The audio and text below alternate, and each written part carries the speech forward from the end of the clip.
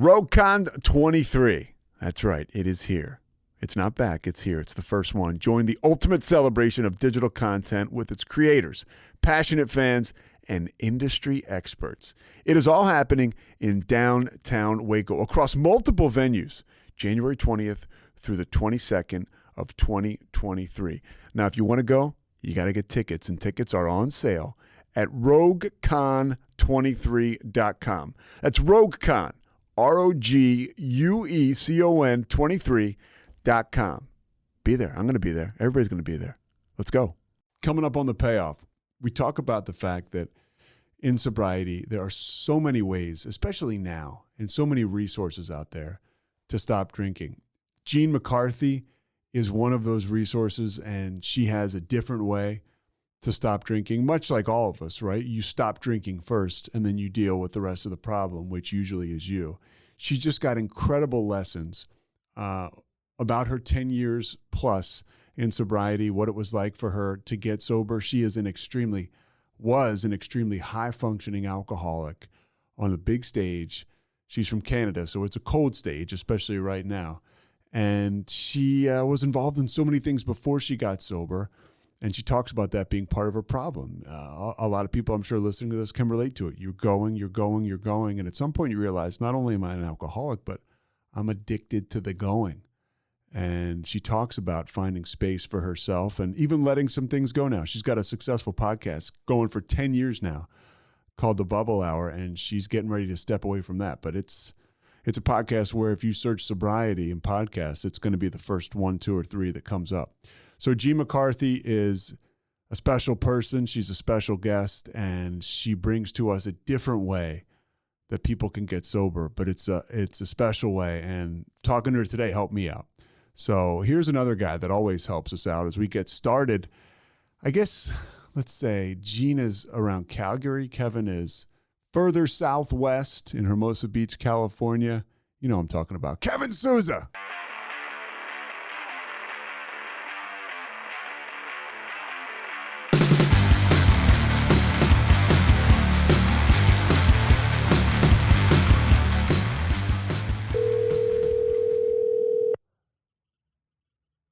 Hello, Jean here. Hey, Jean. Hello. It's Pete. How are you? I'm great. How are you, Pete? You're great. You sound really good. You sound just like you do on your podcast and other stuff. You have a great voice. Oh, thanks. Well, that's good to hear. Are you an I talk all the time. Yeah, right. It's encouraging. Me too. So are you in Alberta, Canada today? That's right. I am. I'm looking out at a very snowy landscape and a big blue sky. I was about to ask you, how cold is it there today? I know this time of year, you're basically like people that are listening to this, Americans that don't have good geographical sense. You guys are almost like, I guess, north of like Montana and Wyoming, kind of? Exactly. Okay. Mm-hmm. I'm 90 minutes north of the Montana border. And it's so cold that my little dog ran outside to do her morning business, and she was hopping around. Did you have to go get her? Paws out of the snow. I had to throw on some slippers and run out and rescue her. That's the worst, because we just want him to. We want him to go in and come back. Yeah, that's life in Canada. How long? So did you grow up in Canada? Mm-hmm. In fact, I grew up in this exact town that I live in still to this day, which is unusual, I think. Most people don't stay in one place this long. And what part of Alberta are you by? Like Edmonton, Calgary, like? I'm south of Calgary. So if you know where Calgary is, I'm just halfway between Calgary and the U.S. border. Okay. Yeah. So basically, just so you know, to get you comfortable, Mike can hear. He's our producer. Mike, say hi. Hello. There he is. Hi, Mike. Sorry, I was a little slow on the button there. Yeah, the guy would suck on Jeopardy. And you said your podcast is winding down? Mm-hmm. It is. Season 10 is the final season. Really? So what brought about the wind down? 10 years. Wow, that's amazing. Yeah, I feel like I just hit a bunch of milestones. 10 years, and we did 4 million downloads, and it just sort of felt like, I think it's just, my gut just told me, you know what? It's really time. It's time to end on a high note, finish while it's good, and just go back to kind of, living my recovery and serving in other ways.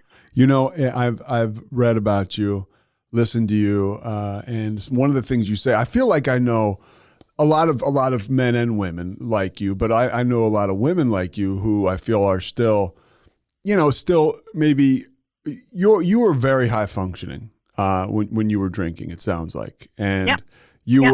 were busy.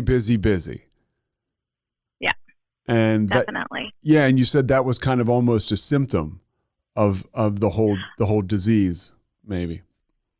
I think so, and I think it's hard to spot, because the world rewards that busyness, and so it's so confusing because you think, well, why? Like, my gut tells me I'm doing everything wrong, and the world tells me to keep going because they like this. But I mean, everybody likes the person who's doing too much and giving away every little bit of themselves, Yeah. and to their own detriment. And I think I had enough stability in my life to give me, I guess, the what I needed to stop and to take care of myself the way I needed to. So there's a certain amount of, they call it recovery capital. Are you familiar with that term? No, Have you ever used please. that term? No, tell me. So it's something I learned reading the materials from the Recovery Research Institute, which is a fantastic organization. They have a great newsletter, and they post all kinds of studies and research into various types of treatment and recovery and addiction and outcomes. And one thing they talk about is recovery capital, and that is really, what do you have going for you that helps you get out of this? What can you harness and take forward? And so something like housing security would be considered recovery capital, right? I mean, If you're on the street, your primary concern really might not be getting sober. It's probably just where you're going to sleep tonight. So, I mean, you first look at just the basic needs in life, but then you can kind of move up in terms of, do you have emotional support? Do you have any secondary issues or not? So, mental health would be considered an element of recovery capital. Do you have time and space to look after yourself? So I think when you're talking to someone who's really just struggling to get by, their recovery capital might not be sufficient for them to have early intervention and quit on their own. And that's where it's so great that we have these programs where you can just plug right into them and take advantage of the capital that's there, right? Whether it's 12-step or smart recovery or, a rehab program, if you're lucky enough to get into that, like that, where those supports are there for you, and then you can lean on the recovery capital of the group. How did you discover you had that recovery capital? And because we'll get into your story because I'm really interested because you're interesting. But how did you tap into that recovery capital, or did you even realize that when you decided to stop or when you had to stop? No, I saw it in retrospect. Everything's so clear in hindsight, especially when you're not loaded. But at the time, I didn't know. But I kind of was just going on my gut and my instinct, and I think that I could feel myself sliding into it. I mean, when you're trying to quit every day and end up drinking more by the end of the day, this is getting better and not worse, right? So I think really initially what I grabbed onto was probably fear and shame, and not the best tools, but for me, they motivated me enough to quit and to get help and to make changes. But I also told myself, this is it. If I can't do it myself this time, I'm going to a meeting. I'm going to get help. This is it. I'm doing this come hell or high water. And because I think what I had was a real realization that this was life or death. I mean, not immediate life or death, the way it is for someone who's in the hospital with liver failure, but it was like, this is what I'm moving towards. Like, this is where this is taking me. I've got to stop or I'm going to get there. And now I've forgotten exactly your question. How did I know? I didn't know. I went on instincts, but with the promise to myself that if I couldn't do it the way I was trying to do it, then I would keep adding more until I got it done. You mentioned women in particular, because you kind of you saw that it was life and death, or that it was headed in that direction. And I've heard you say something real interesting. You said women in particular are at risk of dying from this when they don't even really realize it. And you talked about, dying through falls and things like that. That was something like, as a guy, I really don't even think about that. Or I never had heard that before. And I found it to be really interesting. Yeah. Yeah. Our bodies don't metabolize alcohol quite the same. And I think there's a great book by Canadian journalist Anne Delvett Johnston called Drink. And it focuses on how the alcohol industry and culture is affecting women in this era, and how what she calls the pinkification of alcohol marketing has really changed in the last 20 years, with the whole wine mom culture thing. But I also just think that this is kind of a new phenomenon. We're seeing the outcome of it. I'm 54, so when I was in my really, formative years in the 1970s of like looking around at the women I admired and wanted to be like, it was in that era that women can have it all. We can work, we can have kids, we can do all these things. And, that was revolutionary at the time, even though now, we kind of shrug and we're like, well, yeah, that goes without saying. But, my mother's generation, they were either nurses or teachers, and most of them quit working when they had a family because their new career was being a stay-at-home mom. Mm-hmm. So the idea that we could do all this and we just know, we're inventing it as we go. Yeah. And I think at some point, the alcohol industry looked at this demographic of women who are doing everything without a real blueprint for how to do it, and maybe saw. I'd like to think that they weren't completely predatory. Maybe they sort of saw this is an easy market, but. Mm-hmm. But that marketing to women has, sort of it's definitely evolved. Yeah. It's normalized the type of drinking and kind of giving that a sense of humor or an excuse, and really glossed over the fact that it's a carcinogen. I mean, we wouldn't tolerate that kind of nonsense with smoking or tanning beds. I mean, we figured that out, but somehow with alcohol, it's like, oh, that's so cute, little T-shirts and onesies that joke about alcohol, but secretly it's really hurting women and men. But I mean, it's really doing a lot of damage. And I'm so glad that we're able to talk about this and be honest about it, and just giving ourselves space to tell the truth through podcasts like yours and like mine. It just shines a light on it and kind of just blows these things out of the water, because they really don't stand up when you start talking about them. That alcohol helps, momming is hard, alcohol helps. I mean, come on, that's just silly.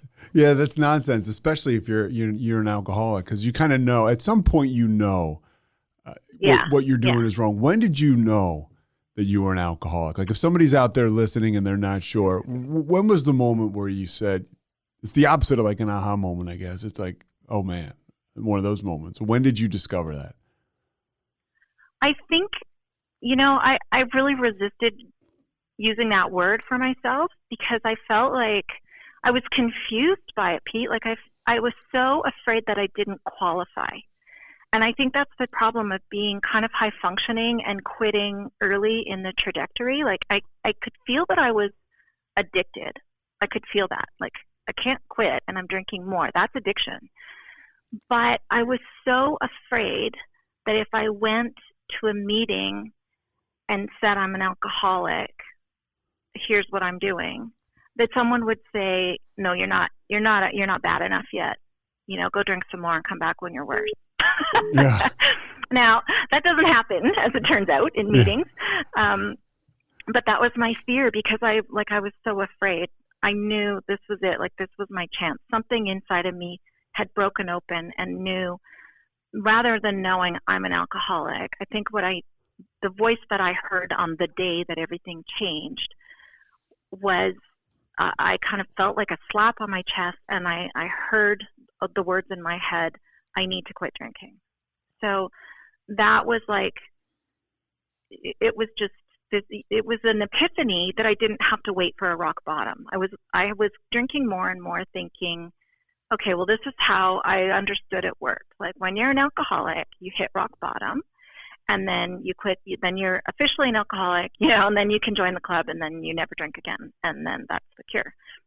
So thinking that I had to keep drinking until I hit a rock bottom kept me drinking. And when I had this epiphany of like, listen, I don't have to wait for something to happen. I can just quit. Like, the knowledge alone is enough. That was really an eye-opener. So then, well, it's courageous too, because a lot of people, I'm sure, were like, wait, what are you doing? Yeah, well, I kept it pretty quiet because I was hiding it. Mm-hmm. And again, I was afraid. Here's my experience when I tell my friends drunk, I need to quit drinking. They'd say, you're fine. Like, if you're an alcoholic, we're alcoholics. And, well, I didn't want to hurt their feelings. So, I was like, okay, we're all good. Let's keep drinking. So when I decided I was going to quit, I thought, I have to stop telling people that I'm quitting because they keep telling me I'm okay. So I didn't even tell my husband. And who, by the way, was your high school sweetheart, right? Yeah. Was your boyfriend in the 12th grade? Exactly. Yeah. You did your homework. I did. And that's a great way, by the way, that just shows how well we hide it. Here's somebody that's been in your life, your partner, since you're 18, and they don't know. And guess what? It's not really on them to know. A lot of times we're that good. Yeah, exactly. And I think some of us are really other focused, that really kind of codependent personality that really relies on other people to reflect our worth back to us. So for me to have an inner knowing was very rare. I kind of only saw myself the way other people saw me. And I really didn't value my own opinion because I thought nothing of myself. So, it didn't so much matter that I knew I was struggling. To me, it was only real if people saw me struggling. And I think that's why it really felt like an epiphany to, maybe for the first time, to really value my own knowledge and to really listen to my gut and think like, I don't need something to tell me this is bad. I can just quit. If you're doing something for a while and you're able to get away with it, or whatever, or quote unquote, air quotes, get away with it, and nobody else knows, that doesn't make it okay. It took me a long time. I'm still learning that. Right? it's day to day. It's, hey, like, a guy on this podcast, just the one before you and I are chatting right now, he talked about, if it's a secret, it's probably the wrong thing. And yeah. And yet there's so much shame. Like, I had so much shame that I was just so fearful, I think, of everything unraveling, and it didn't so much, I don't know, I just was so fearful of sort of that imposter syndrome of being called out or having, everything I've built kind of come crashing down around me. But when you realize, like, well, this is what I'm doing is going to kill me. And before it kills me, it's going to ruin my life. Like, there's no way this can go forward the way it's going and end well. So something's got to change. You mentioned, you mentioned the life you built. You were, you were a singer, right? You guys had a business you owned. You were the face of that business. You were on TV all the time. And that is, I'm sure there's that can be a risky proposition. Those can be a lot of reasons why you don't want to stop, because could that harm these? I'm speaking for you, but is that a consideration? Like, if I do this could be tough on things that are very close to me and things that I've built. Yeah, definitely. I think there's so much pressure in that way. And as a business owner, you know that you've got employees whose livelihood depends on the success of your company. And, it's a small community, so business owners, everybody kind of knows, like the names of the pharmacy owner and the home builders and the car dealers and stuff. You're like little celebrities in your own little community.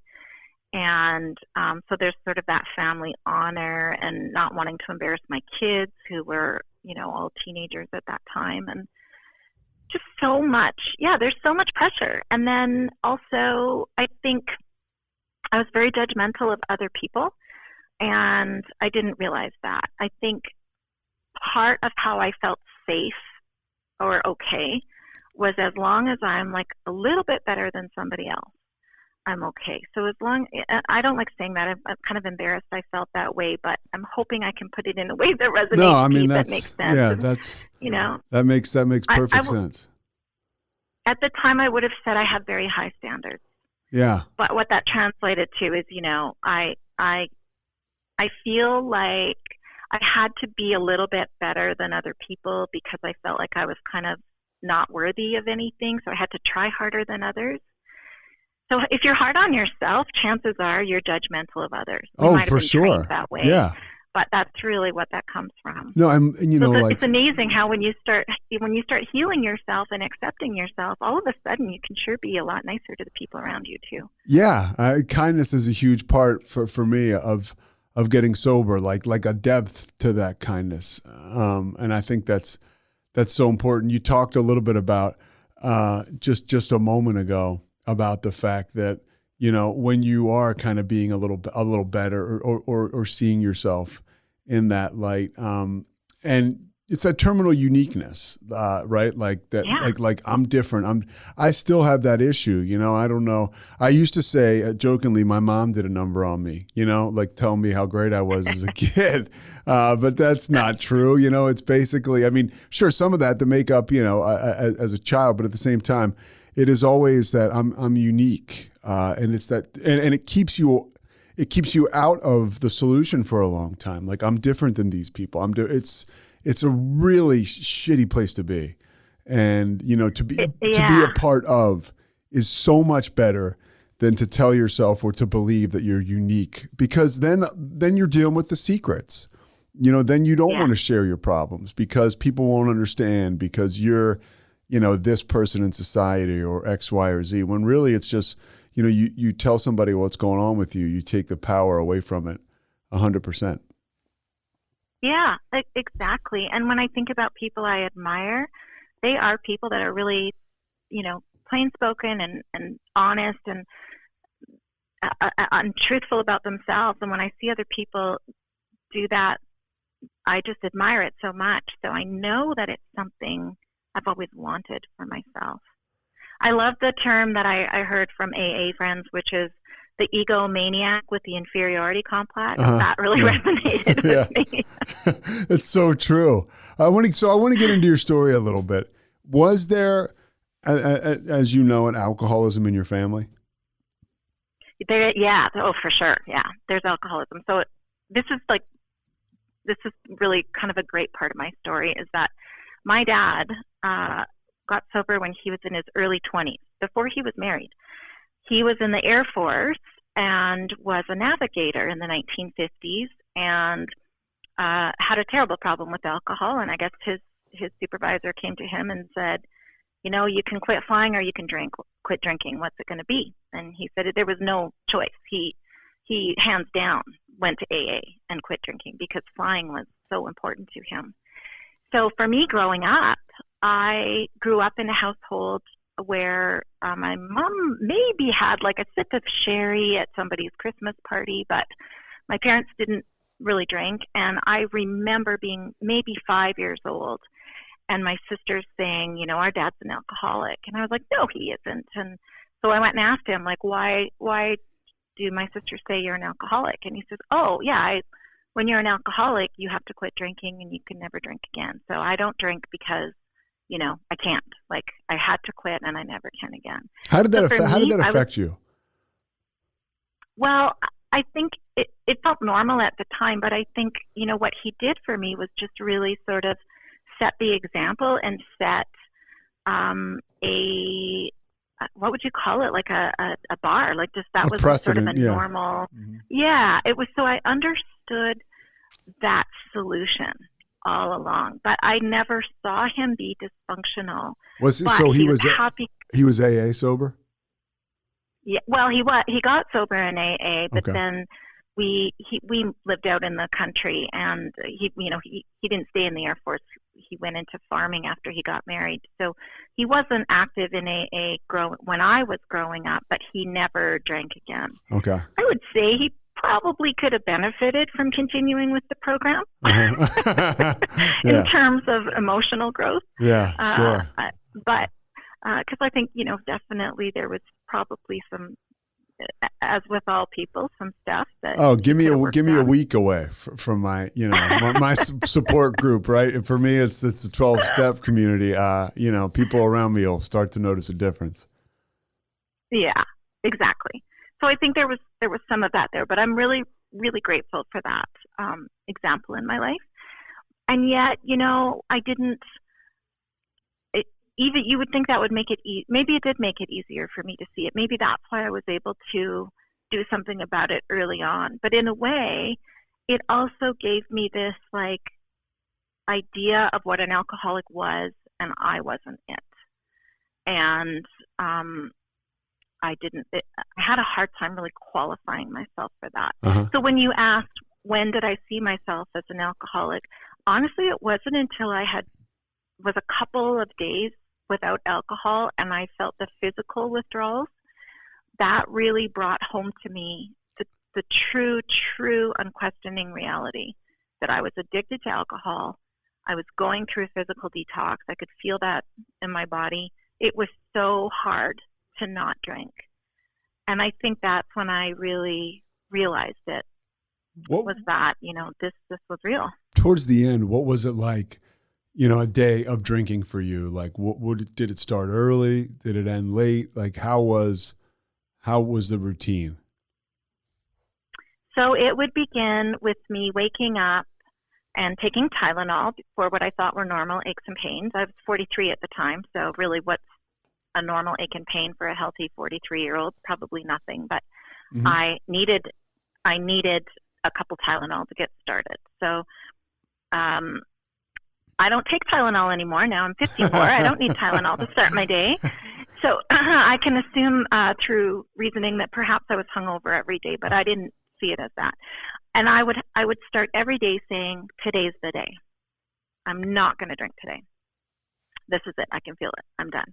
And I would get dressed and go to work. And then throughout the morning, I literally would just be so excited. This is it. This is my day. I'm going to quit drinking today.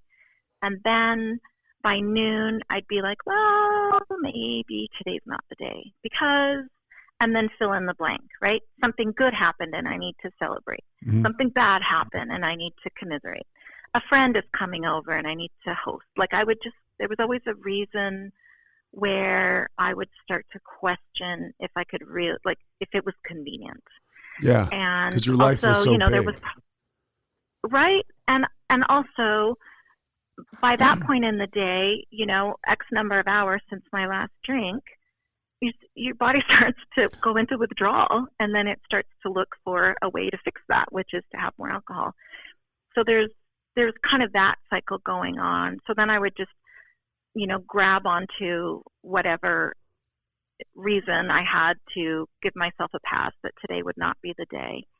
And then I would start maybe about 2 p.m, start to really obsess about what alcohol did I have at home. So was there enough at home for me that night? Did I need to stop and get more on the way home? So I'd wrestle with myself, distracted all afternoon by that thought.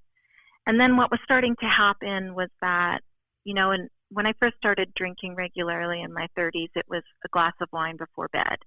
And then as the next decade progressed, it became like, well, wine with dinner and then after dinner and then bed. And so I was kind of, by the time I quit, getting to the point where I'd sort of, walk in and pour a drink as soon as I got home from work and poured in a coffee cup and kind of hide it on the counter and sip while I cooked dinner and then pretend I was opening a bottle of wine with dinner or pretending I was having my first glass during dinner when I'd really been drinking for a while. And what was happening was that need to go home and have that drink was happening earlier and earlier in the day.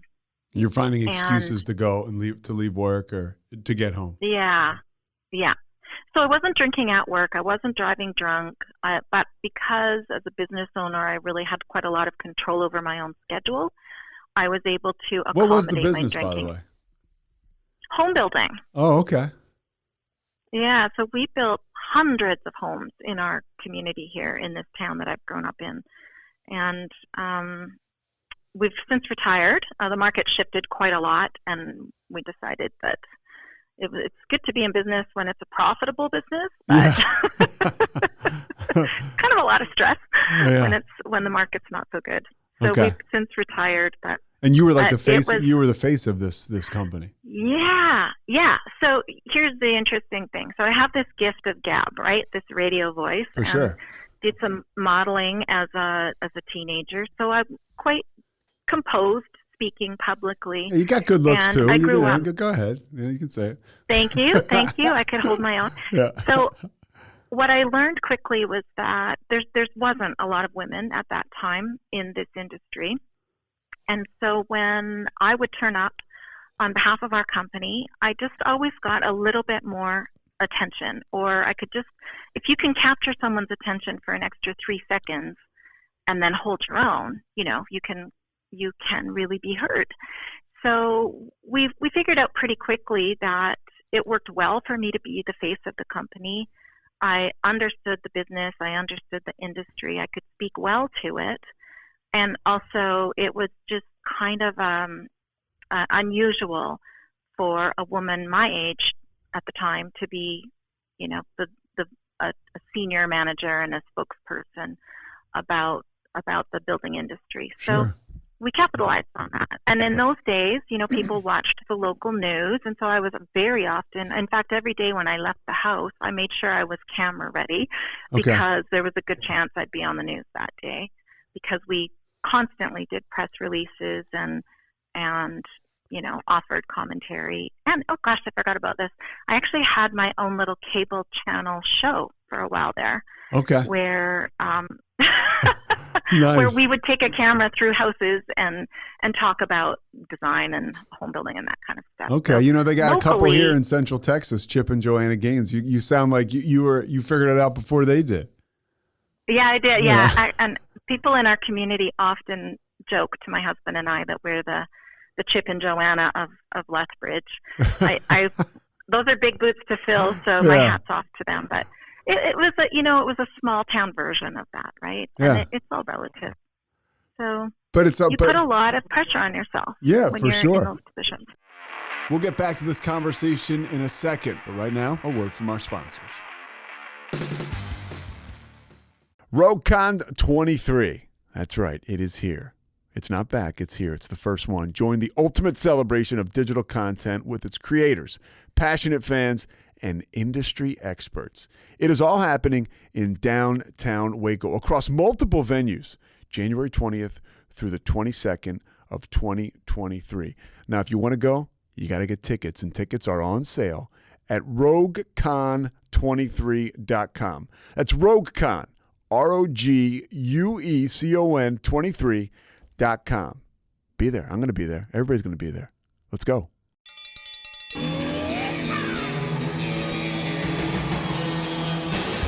Hi, I'm Hank. You might remember me from a show called King of the Hill. Check out a King of the Hill rewatch podcast. These boys ain't right, but they are funny. Find the podcast anywhere you get your podcasts or at roguemedianetwork.com. I tell you what.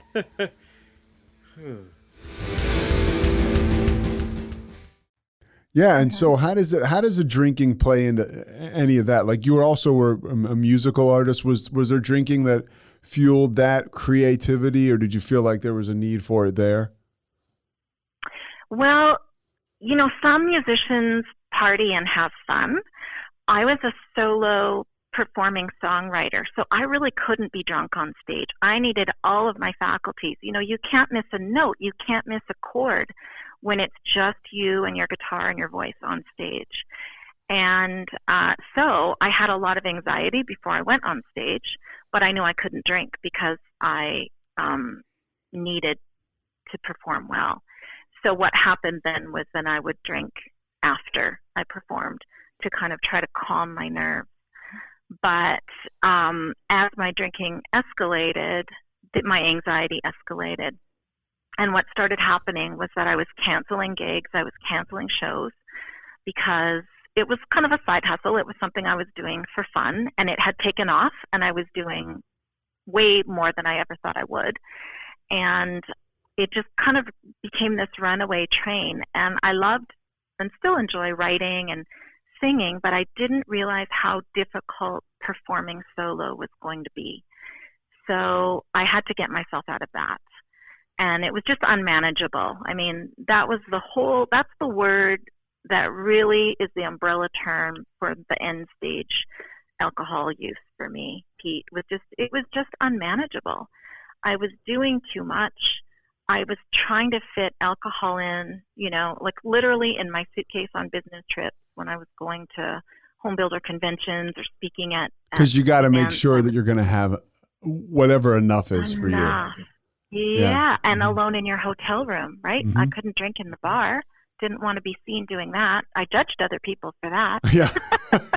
Yeah. Oh, the irony, right? Yeah.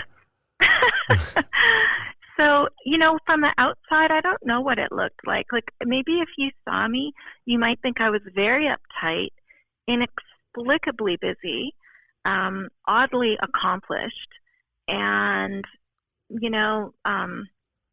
pleasant, but awfully uptight for someone who seemed to have everything going for her. How were your I think relationships? that's really probably how it looked. Go ahead. You looked uptight. How were your relationships? That's such a good question. How were my relationships? I think with my marriage, good. That was good. As good as it can be when you're hiding that you're hurting and struggling, right? So it was good, but it's better now. Like now it's great. Yeah. It was such a relief when I finally. How did he I was receive 10 days that? sober. Oh, I'm so lucky. This cute guy in my grade 12 math class turned out to be a really great, great human. I had no idea. Yeah, you scored. So he trusted me when I told him, listen, I quit drinking 10 days ago, and I think I have to stick with this. I was addicted. I was hiding it from you. And he listened. Gosh, it makes me almost cry telling you about it now because it's just really, I feel so lucky. He listened and he believed me and he trusted my judgment. So he never tried to talk me out of it. And he was quiet for a while, but he never questioned it. And then a couple days later, he came back and we had kind of a closed door meeting at work. And he said, what does this mean for me? Like, what do you need from me? Do I have, what's the expectation? Do I have to quit drinking? Does this change? Like, what does this mean? And I didn't know enough at the time to say, gosh, it would be super helpful if we had an alcohol-free home. I was still in the people-pleasing, I'm okay, everything's all right stage. So I said, nothing has to change. It's just me that has to change. And I wished I'd had known better than to say that at the time, but that's what I was stuck with. I think I was fearful. Yeah, that's where you were. Yeah. So I didn't really, I was doing it on my own, so I didn't really have good guidance. But he still, fortunately, he was wiser than me. So what he said that day, early on, was he said, if you're doing this and you're serious about it, I'm going to hold you to it. So this means that, if we're out to dinner, you can't just change your mind. I'm going to hold you to it. And if you decide to stop this, to stop not drinking, then we have to talk about it first. So I think maybe what that tells me looking back on it is that he must have been tired of me going back and forth. Mm-hmm. He must have been aware that I kept saying I'm not drinking and then drinking. I mean, he probably didn't even register anymore all the times I said I was done drinking because I would say, "Oh, we drink too much. Let's only drink on weekends." And he'd be like, "Okay." Yeah. Okay, fine. Because it's not an issue for him, right? Yeah. Exactly. And then by Wednesday, I'd be trying to get him to drink with me, and he'd say, "Oh, I thought we were only drinking on weekends." And then I'd say, "Oh, well, no, that's dumb. We're not doing that." And you guys So have he probably you have three boys, and by this time they're all out of the house, right? Pretty much. we still had, they were teenagers, but two were away at school, and Okay. and our youngest was still at home. But they were still, very much part of the in and out of our household. And they didn't. The older ones really weren't the kind of kids that were that interested in partying and drinking, and still aren't. And our youngest was just kind of hitting that age of social experimentation.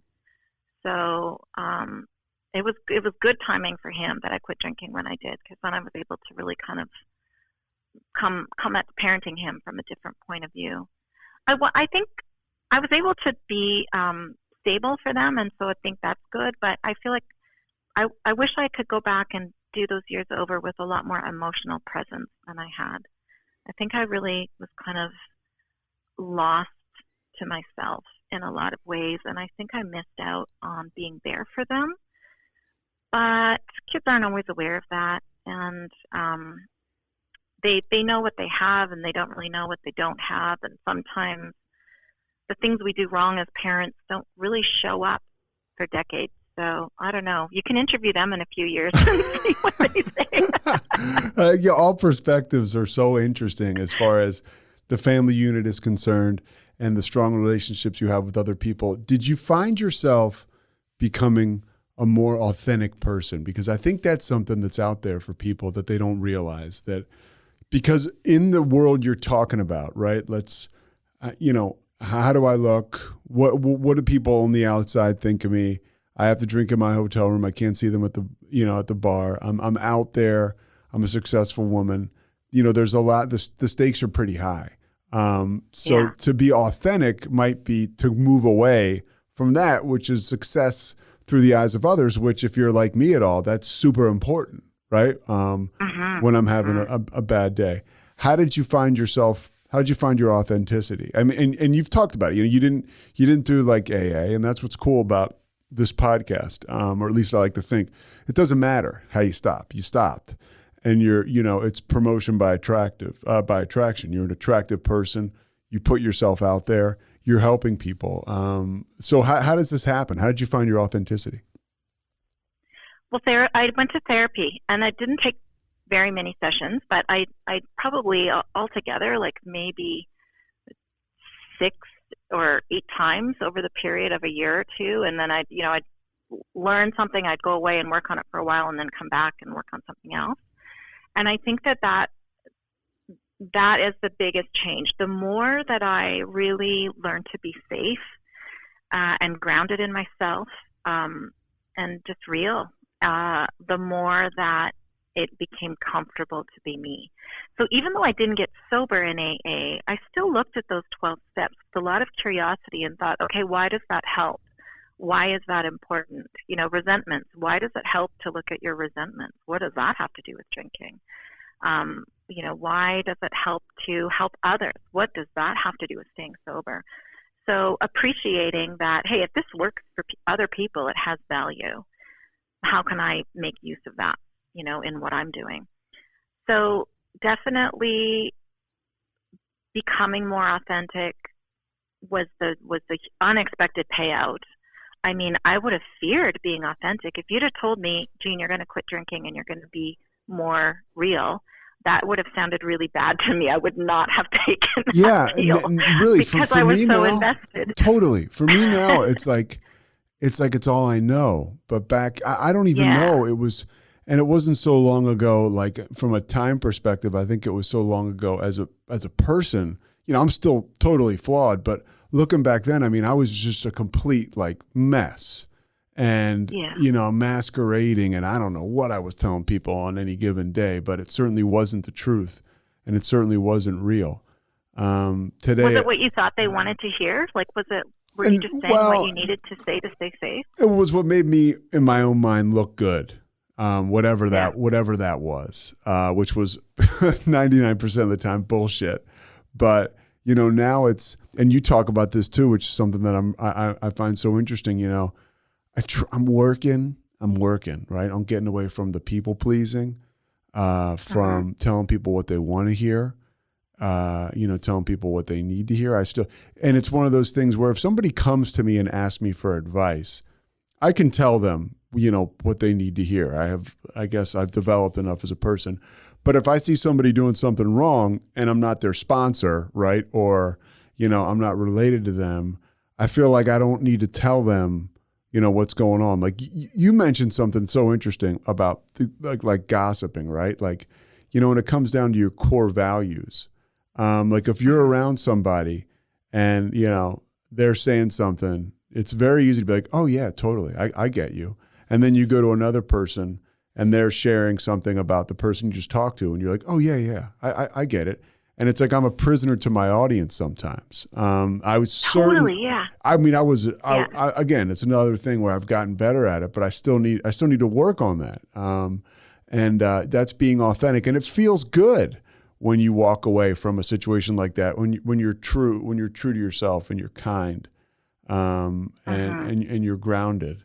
How did you develop that skill? Because you referred to yourself as a shapeshifter once upon a time, which I think is so interesting. Yeah, I think that's how I stayed safe, was really whoever's in front of me, like who do I need to be for you to like me? So, like, do I need to be funny? Do I need to talk about that friend who I was just with? Like, you don't like her? Okay, I don't like her, at least as long as I'm talking to you. Like you just sort of, you learn to sort of change however you need to change to feel safe with the person you're with. And that is, that's one way of defining codependency. I mean, I thought codependency meant like living with an alcoholic or helping someone else be dependent on something. Enabling. But enabling. But the way that the phrase I learned can be applied is that you're dependent on other people for your identity. So when you do that, for me, when I was doing that, I first of all, like, again, valued zero value on what I knew. So I might know that I just had the opposite conversation with person X, but now I'm with person Y. And so I'm going to pretend that other thing didn't happen because this person doesn't know that. And I'm going to say what feels good to them. And I would kind of walk away thinking, why did I do that? Like, why? I know that wasn't right, but it just, like, why do I do that? And as I learned to value what I know and learn to really hold my core values as a non-negotiable, then it gave me the strength to trust that I'm going to be okay if this person that I'm talking to right now decides that I'm not for them. I'm still going to be okay. I don't have to sell myself out for that because I've got me and I value me. And that was new. And also another thing that you kind of touched on about being a public personality, I remember saying to my therapist that I felt like I had built this fake version of myself, this suit of armor that the world loved, and that the real me was kind of like, how your fingers get all raisiny when you stay in the hot tub too long? Or we call it a hot tub. I think you call it a spa down there. Hot tub, in the tub. Yeah. So I felt like I was all like sweaty and shrunken inside this suit of armor, and that everyone loved the external version of me. And if they knew that the real me was this sort of diminished, withering ghost inside the suit, that they would be completely disgusted. And so I remember saying to her, I need you to help me. I need you to help me kill this version of myself that I built. I built this fake version of myself and I can't live with her anymore. I need help to kill her and to step out and be me. And this is what I thought recovery was going to be, was like this sort of violent death of this persona. And she just she had like a physical reaction to that, and she said, no, like no, we're not going to kill anybody. Don't, like, let's let go of that idea. And she helped me see that actually wasn't entirely fake, but that it was an aspect of my personality, my ability to step to the mic and be a spokesperson, my ability to present, is actually a gift and a tool, and that it's something I can draw on when I need to, like right now, talking to you, or maybe in a negotiation meeting or for a few minutes during a presentation. But I have to understand that it's not all of me. It's an aspect of me, and that I need to learn to use it and then come back to my authentic self. And that my goal through therapy was to spend more time as my core self, my authentic self. That's okay when I'm not being, the only version of myself that I valued. That's okay that don't look as nice without makeup. That's okay that I am an introvert most of the time. And that version that I was presenting was kind of an elevated ability to speak to a point or to do a job, but that I can also then choose to not always use that. Yeah. And just wrapping my head around that, and being able to turn it off. I don't know if you have any friends that are actors or comedians, but you know how they're exhausting? People that are always on. Yeah, totally. Like, yes. But they're always doing a bit, and you're like, wait, is this a conversation or is this a bit? Yeah, we got a guy. Totally. Yes. And when they reveal their real self to you, then you're really like, oh, this is good stuff. Like now I like this person more. And trusting that I could have that own experience with myself. So for me, that's how it's felt to really get more authentic. And you go back to the go ahead. No, it's okay. Ask your question. Okay. Well, I was going to say, when you go back to the thing about talking about other people, or, person X, person Y, or people pleasing, telling people what they want to hear. I've noticed by practicing what you're talking about in my own way, right? I certainly haven't perfected it, but I don't deal, like you said, you're okay with this person maybe not being okay with you. Like, I don't really find myself in situations like that anymore with people that are you right. I mean, like, you're 10 years in or 11 years in, like, you have less conversations with people that are gossiping. You just find yourself moving towards a different crowd.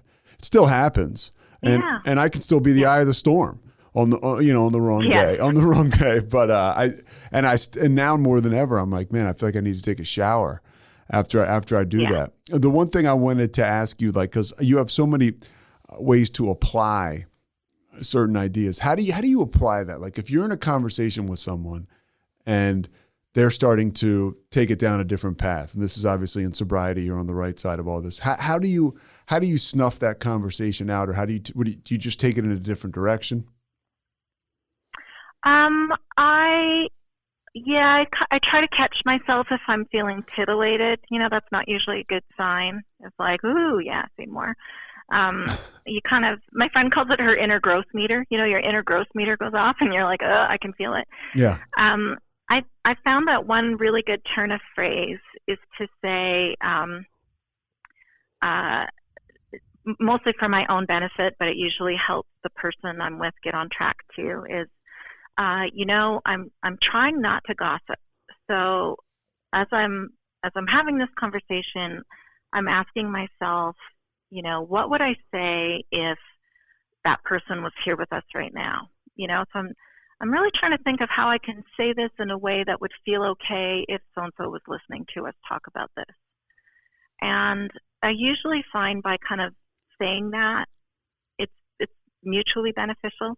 Yeah. Because it's a way to sort of graciously put yourself back on track and let it be known that this is something that you're trying to correct maybe for your own benefit without making the person that you're talking with feel terrible for bringing it up, because you also don't want to shame other people. Yeah. But I feel like if we're doing this right, we elevate the people we're around and they elevate us. That's the idea. That's totally the idea. Yeah.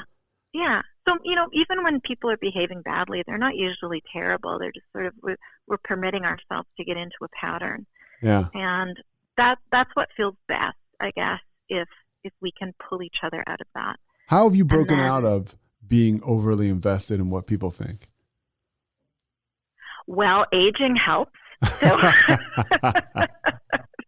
because you really can't, you have to learn to make peace with what's happening with the looks and the body and the aging and everything. That helps. I think, I really think that's where the mental health stuff comes in, of like, listen, what do I want for myself? Because being on that pedestal wasn't good for me. And Brene Brown calls it hustling for our worthiness, and it's really empty. And I've won a lot of awards. I've had a lot of accomplishments. And the moment I got them, I dropped them and reached for the next rung. I mean, there just was no satisfaction in it. So that's where gratitude, I think, really helps. And that's a great practice in recovery, is just stopping and really appreciating where you're at right now. That helps you, I think, decide, like, do I want to stay grounded in where I'm at? Am I in a good place? Do I value how I'm doing? And the word safety comes up for me a lot. And I don't know where I ever got the idea that I wasn't safe, because I had quite a, stable, loving childhood. But for me, there was just always this sort of scrambling for position and this need to be okay and to assure that I was okay.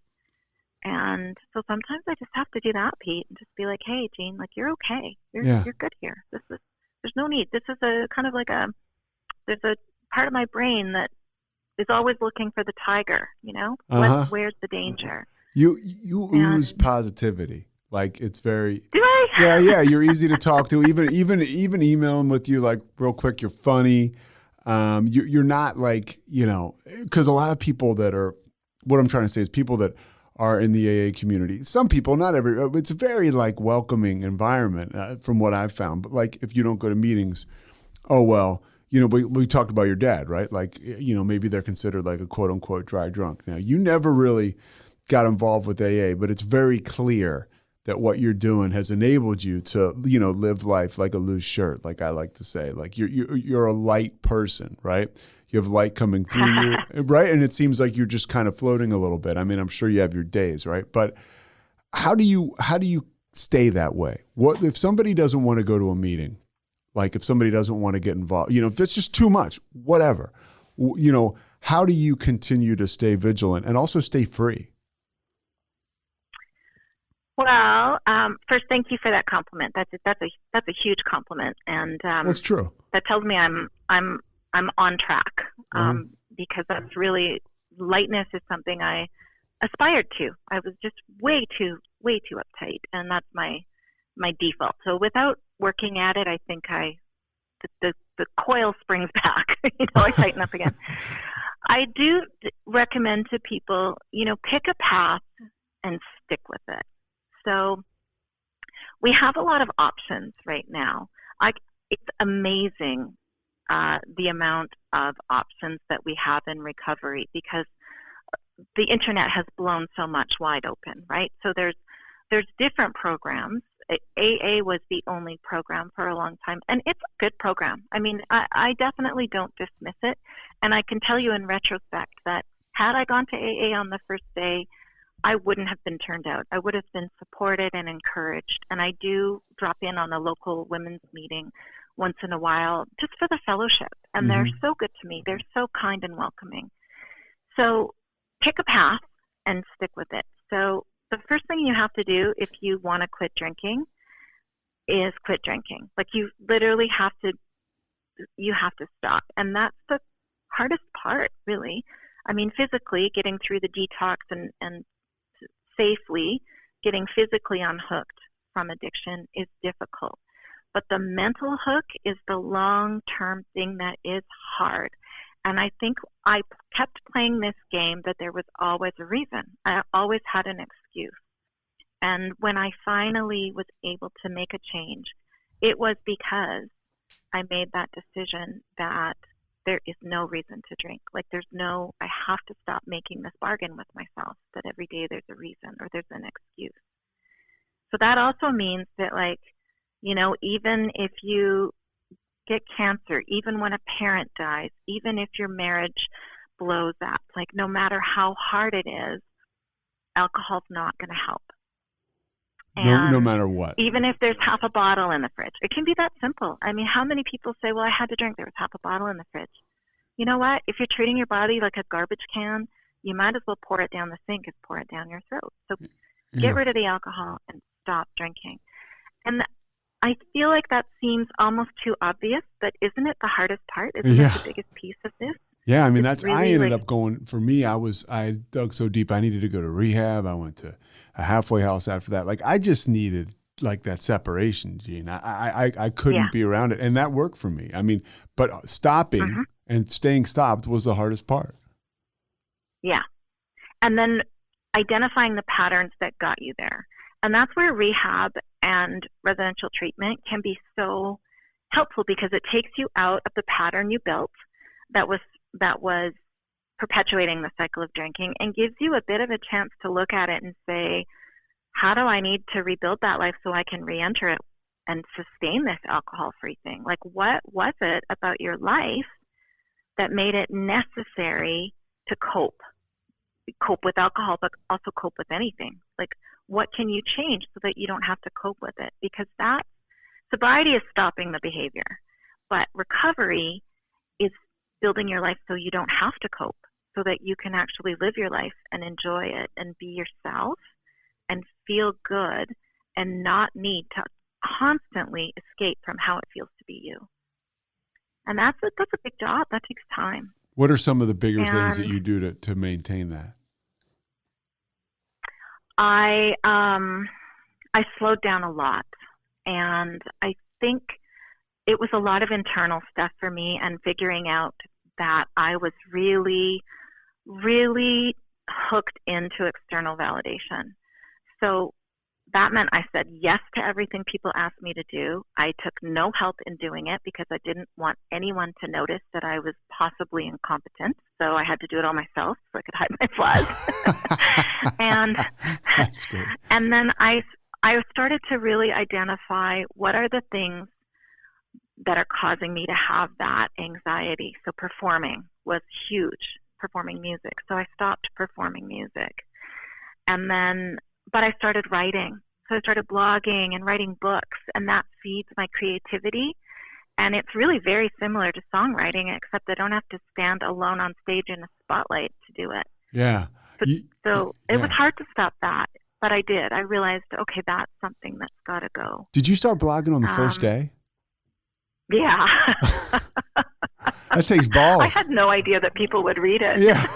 Right. Yeah. So you started blogging on the first day, and that was almost your outlet, which is, I mean, I wouldn't recommend people just put themselves out there like that. I'd say give yourself a little time, but it worked for you. And that outlet does feel good. I mean, that outlet feels good. Yeah. It felt good. And here's why. First of all, I stayed anonymous for the first 2 years.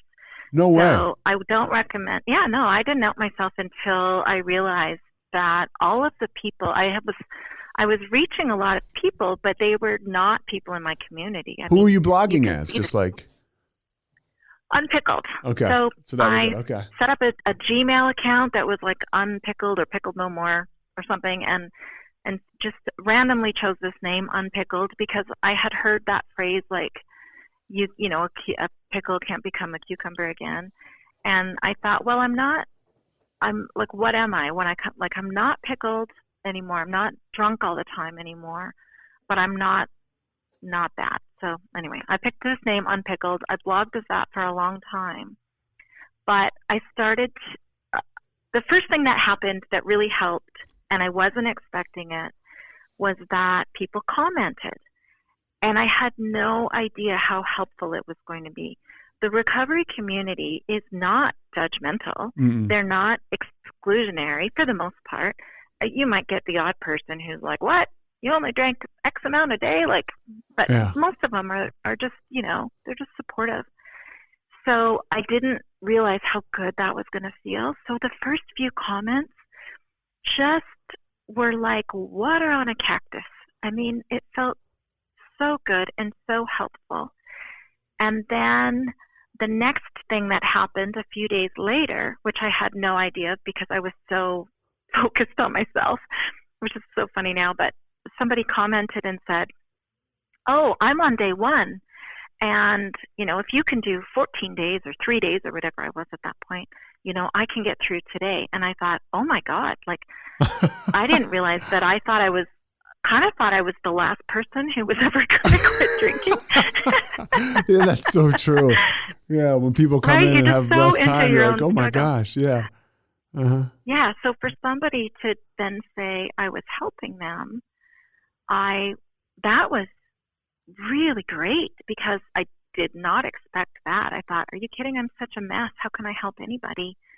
But then I really felt like, well, now I can't drink. Now I have to keep going. It's the accountability, however you find it. Yeah. So it's kind of a push and pull, right? The people ahead of you pull you forward, and the people behind you propel you from behind, and you kind of get swooped into this really group procession of I don't know, it's like a togetherness thing. It's a connection, but it's also, hey, we're all moving forward. Like we're all trying to do better. And we don't have to be perfect. We don't have to explain, our brokenness. We can just kind of show up and be where we're at today and understand that we're all in this together. And just by being in it, that's all, like that's, you just have to show up. And that kind of community is so, so lovely. So if you can tap into that in any capacity, by going to a meeting or by joining something online or by commenting on a blog or listening, sometimes listening to conversations like this and to your podcast and mine just gives people the courage to know that they'll have a place in that community and that, oh, this person changed and that it's possible. And all of that, you just get swooped into it, and then it helps. It really does. And listening to this, if you need more help, it's the big heart fill part of it. The Grinch, where his heart bursts. The screen at the end. It's really that. And so you said if you need more help, then I don't want. Yeah. If you need more help, then reach for more structure. I mean, a lot of people resist 12-step because it feels too structured, but it's like an exoskeleton. Your body's all weak and you can't pull yourself up. Like strap on this exoskeleton, strap on this program, and it'll walk you around until you're strong enough to walk yourself again.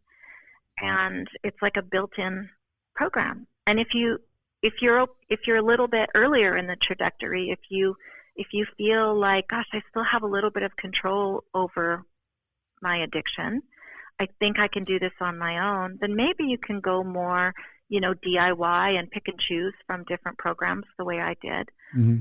But, if that doesn't work for you, then just keep reaching for more structure until you get the support you need.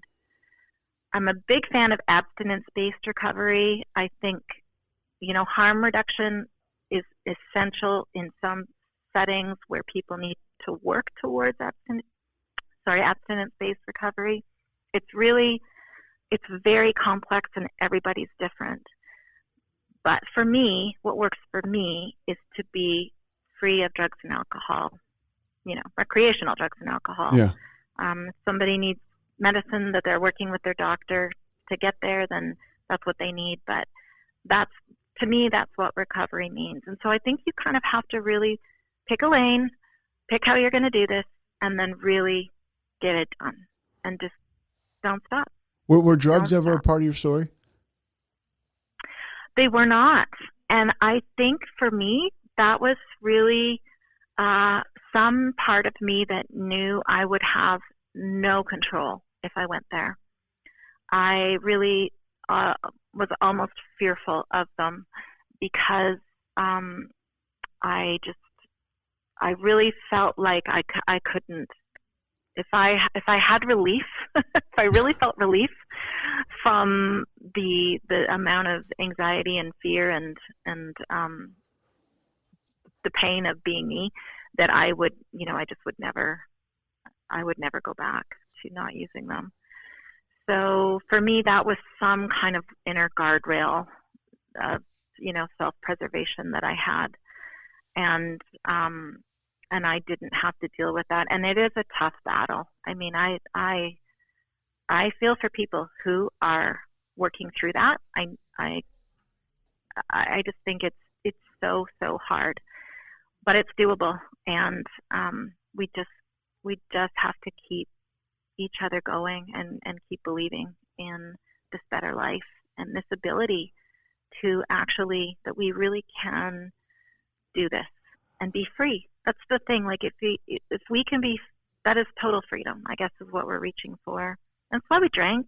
It's why people use, is to try to be free of, pain and hurt and discomfort.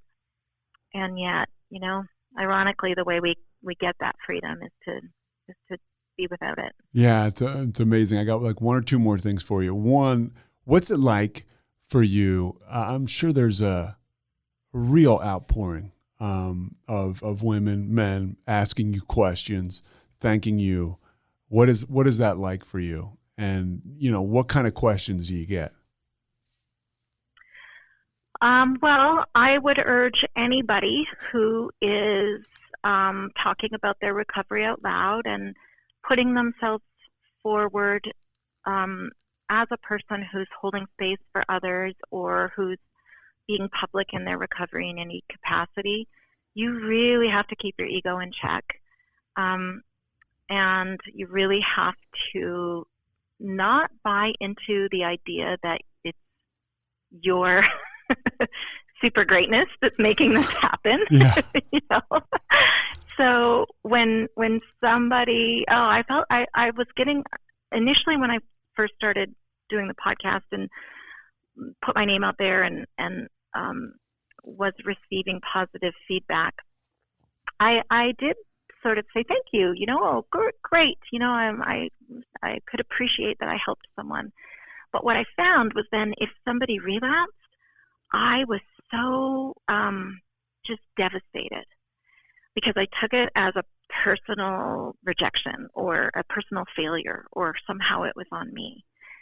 And I realized, you know what? I have to, if I'm going to do this, I have to release myself from the outcomes of other people's experience, good or bad. So I really, when someone tells me that my work got them sober, I correct them and say, my work was a tool that you used to do your work and get sober. And I don't take any credit for anybody else's sobriety, because that's not me doing that. I put a bit of time in, and I'm using my gifts in a way that is helpful and useful, and that helps me stay sober. So I really work to stay on the right side of it.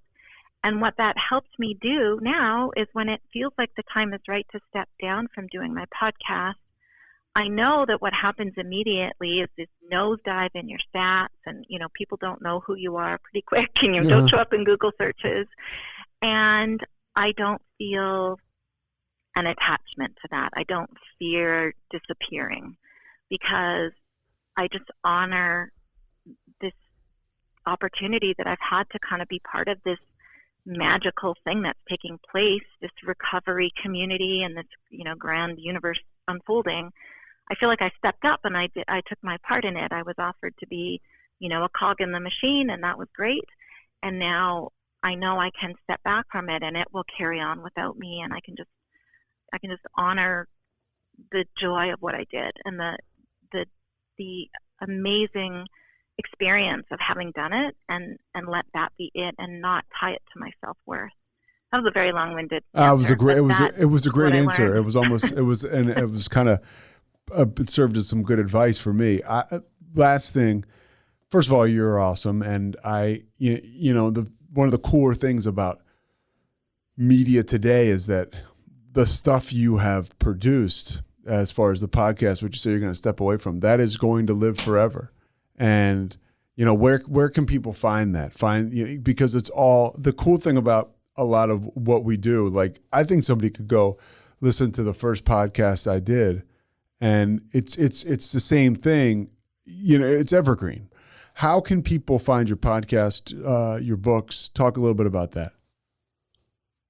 Everything that I'm connected to is linked through my website, jeanmccarthy.ca. Okay, which we'll put on And here. the Bubble Hour link is there. Thank you. Yeah, the Bubble Hour is there.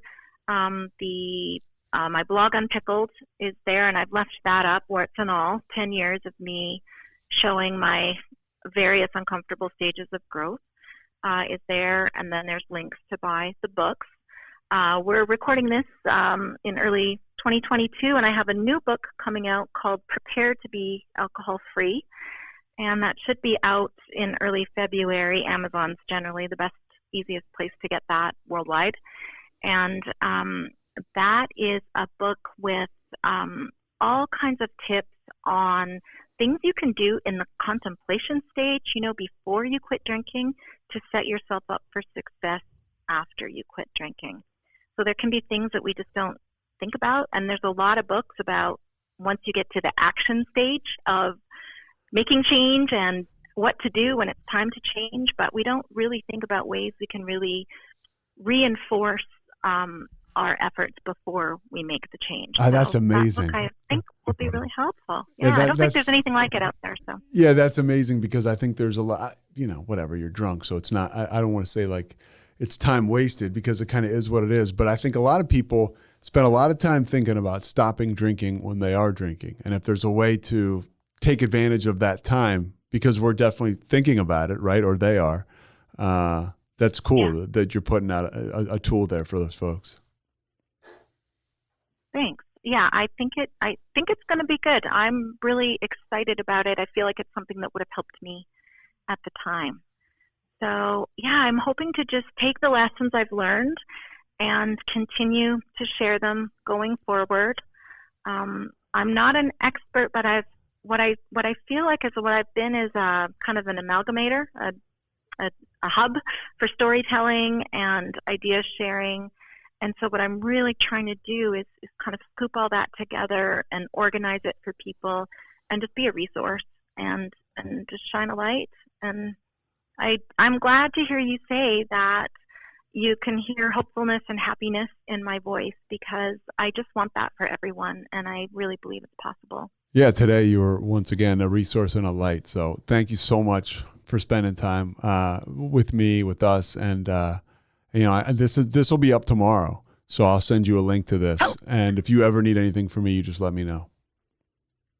Thank you so much. I really appreciate it, and thank you for the work you're doing. It helps me, bring my work to an end, knowing that other people are carrying, the message forward with just so much dedication and hope and connection. It's a wonderful thing we're part of. So thank you for your work. Yeah, thank you very much, Jean. We'll talk soon. Okay, thanks for having me. All right, bye-bye. Bye-bye. Thanks so much for listening to The Payoff with Pete. Once again, I'm Pete Souza. And of course, we are part of the Rogue Media Network. All kinds of good podcasts you can find at roguemedianetwork.com. And of course, you can find this podcast and all those other ones wherever you get your podcasts, iTunes, Spotify, other spots like that.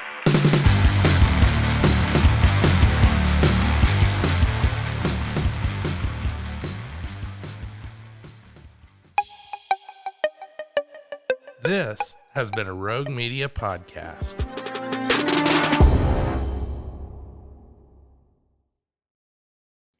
Join the ultimate celebration of digital content with its creators, passionate fans, and industry experts. It's all happening in downtown Waco across multiple venues on January 20th through the 22nd, 2023. Tickets are on sale now at roguecon23.com.